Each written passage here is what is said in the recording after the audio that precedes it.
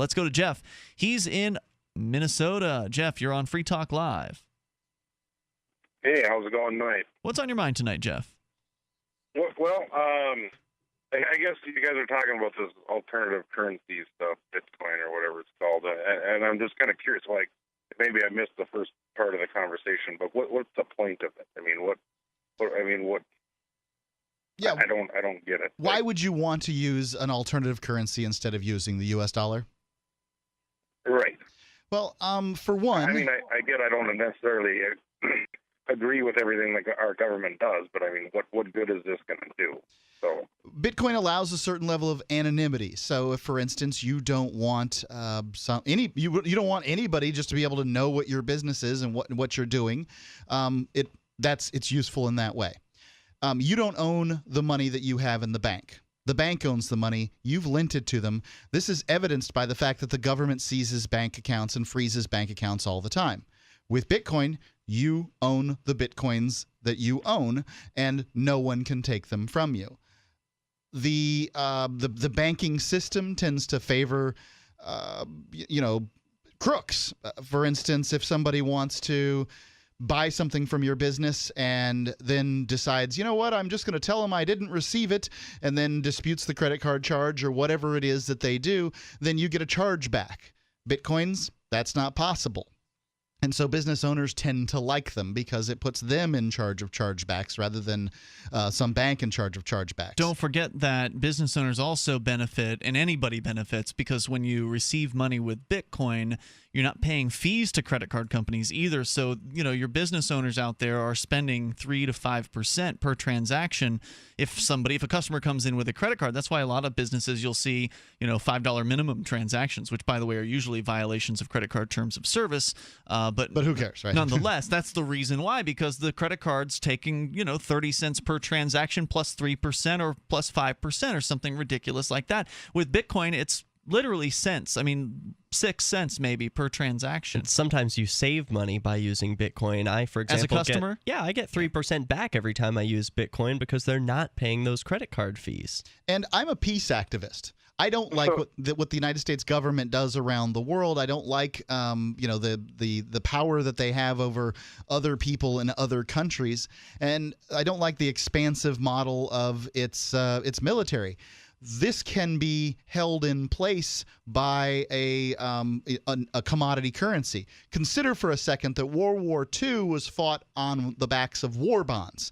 People voluntarily bought war bonds because they believed in the cause of World War II.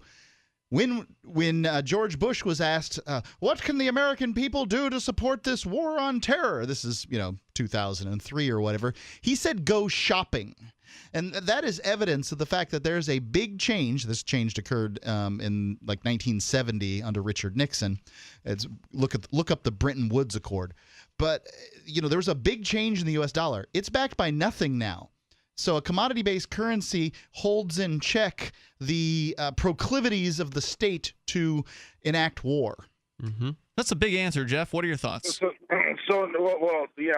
guess my question, is, okay, I stick all my money in Bitcoin. Don't do that. Don't do that. And, I'm just saying. And you don't want to put all your eggs in one basket. Hide the money then, because if I stop paying my taxes for 5 years and they come knocking on my door and they want to know where all my money is, it's all tied up in that. They can't take it. I'm sure they're going to find a way to get it out of there, too. How would they get it out of there? So, I don't know. I'm just asking. Wouldn't that be considered torture? Yeah, they could torture you. They could waterboard you. They could smack you in the knee with a wrench over and over again, and you tell them some kind of password or something. Sure.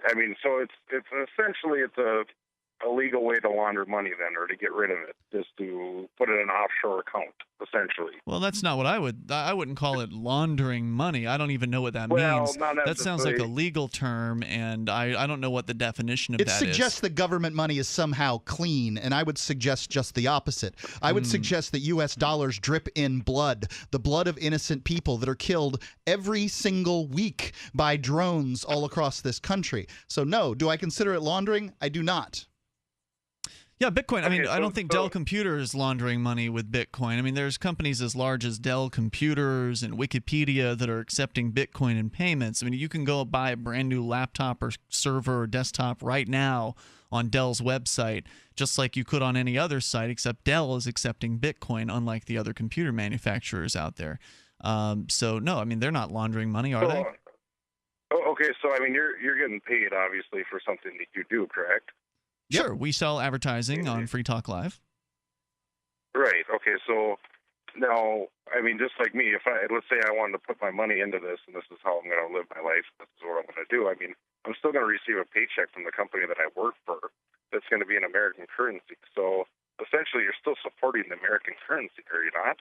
Well, Derek J is the one person in this conversation who has actually successfully removed all transactions from the dollar and is using Bitcoin. But the average person can't do that, at least not right away.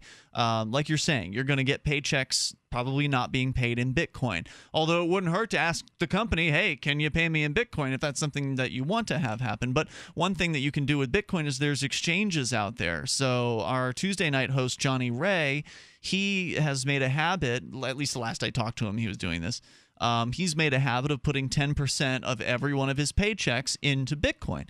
And that's a real, that's a sensible investment strategy. I mean, as far as protecting your money in alternative currencies, is to set aside a certain amount every single month. And for instance, you could go to expresscoin.com and use wire transfer, check, money order, or even a cash deposit to easily turn that cash, those US dollars, into Bitcoin whenever you want to.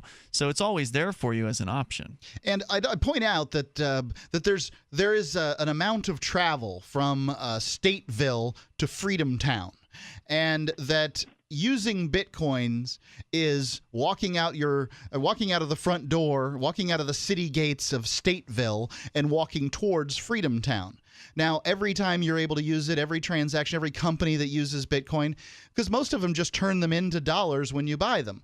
Currently, Overstock.com is keeping 10% of their Bitcoin that they're being paid. That's correct. So there's another step along the road from Stateville to Freedom Town. Is to keep some of it rather than change it all out? Right, is for people to continue using. And when people switch over, you're closer to Freedom Town yet. Jeff, if you've got more questions, you're welcome to hang on. We can come back to you here.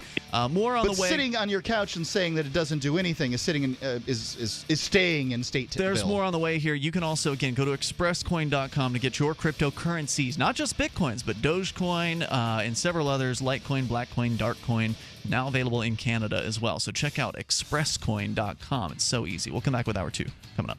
This is Free Talk Live, and we are brought to you by Bitcoin. We were talking a moment ago about Bitcoin, and we had a call.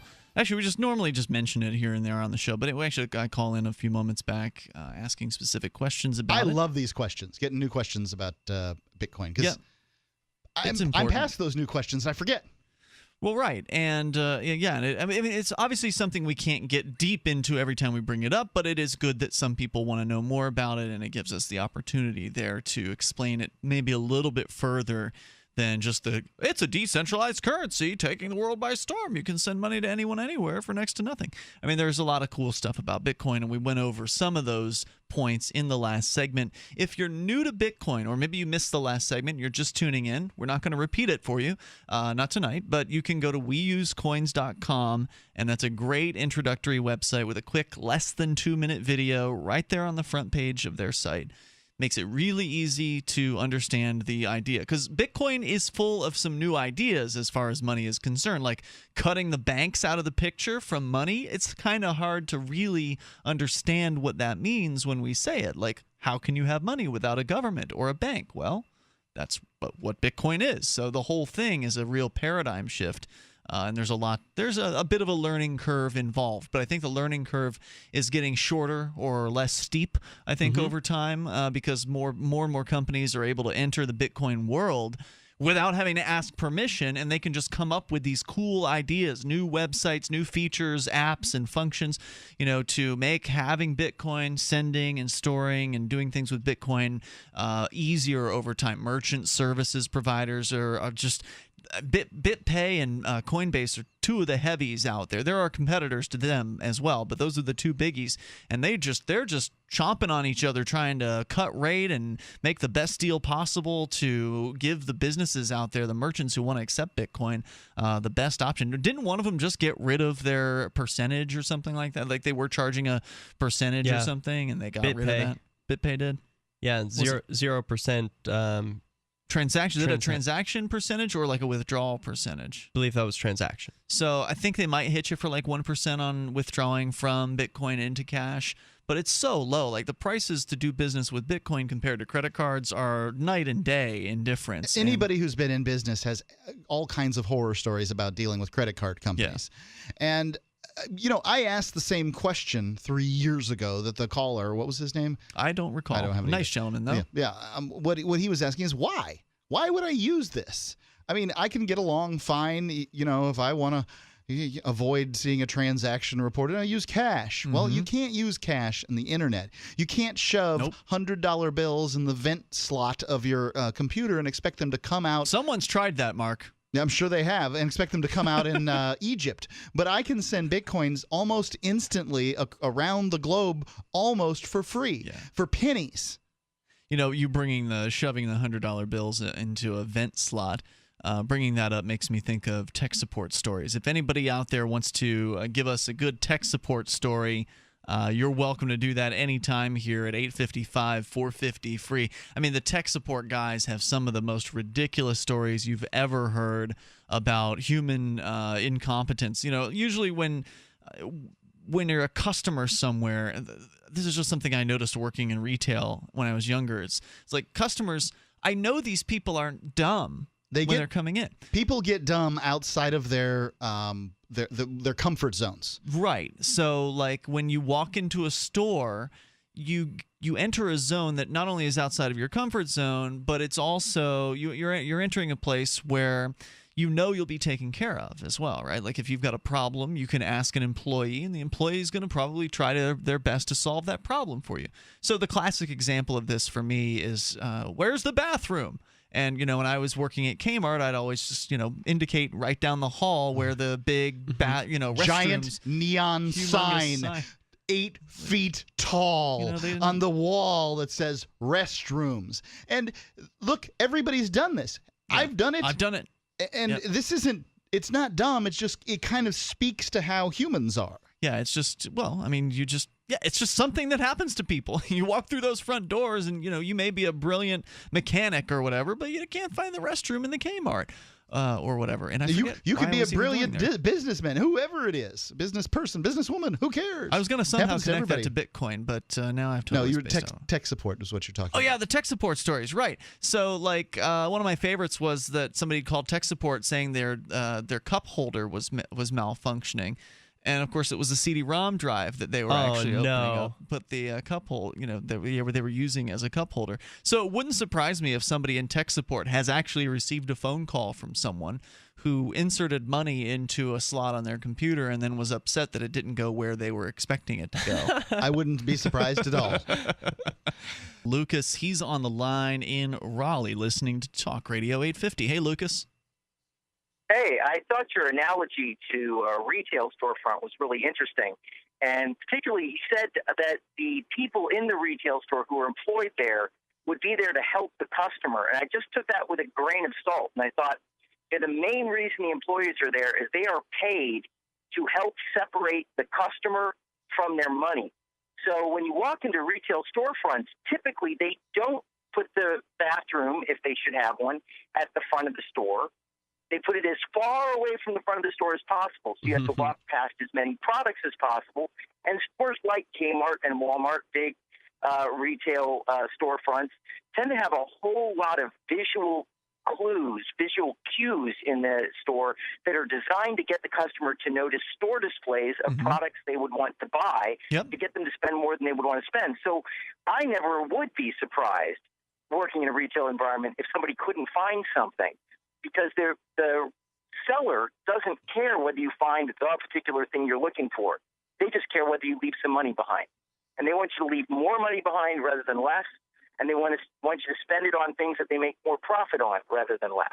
Mm-hmm. But I'm often And that's asked. the same is true with Facebook or anything else, right? They are there to make money. They're to monetize your experience so they make as much Right. money as possible. And that's Sure. why I don't trust Facebook or any other company that's a social network, because if I don't pay them, they're taking something from me without Right. my knowledge. If you're not the customer, you're the product, and that's what's really is the case with Facebook And Google. Yeah, and there's a competitor out now in sort of the Liberty community is Liberty.me, and the intention there is to give a social network site to people who like Liberty stuff, and yeah, you got to pay for it.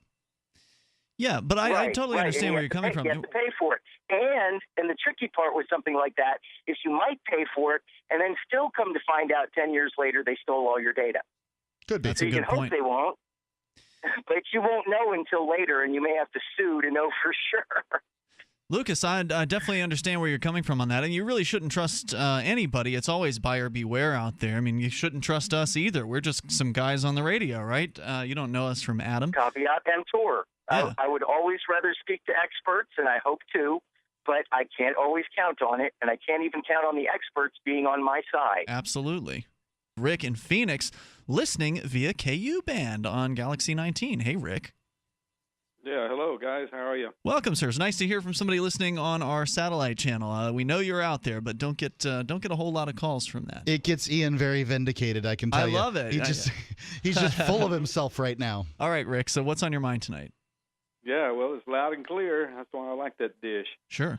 Well, I had a question or two about Bitcoin. I was looking into getting into it, and I think it was blockchain that you were advertising. I'm not sure that you were talking about. Yes. Yeah. We definitely like to talk about blockchain.com as a easy to use, first Bitcoin wallet, easy to go get at blockchain.com. Did you try it? Yeah, well, I went there and began setting up my wallet and what have you, and I live way out, so I don't have cell service here, and there was an issue with getting a text notification, so I couldn't finish setting up the wallet until I could or get a cell phone, which I did now.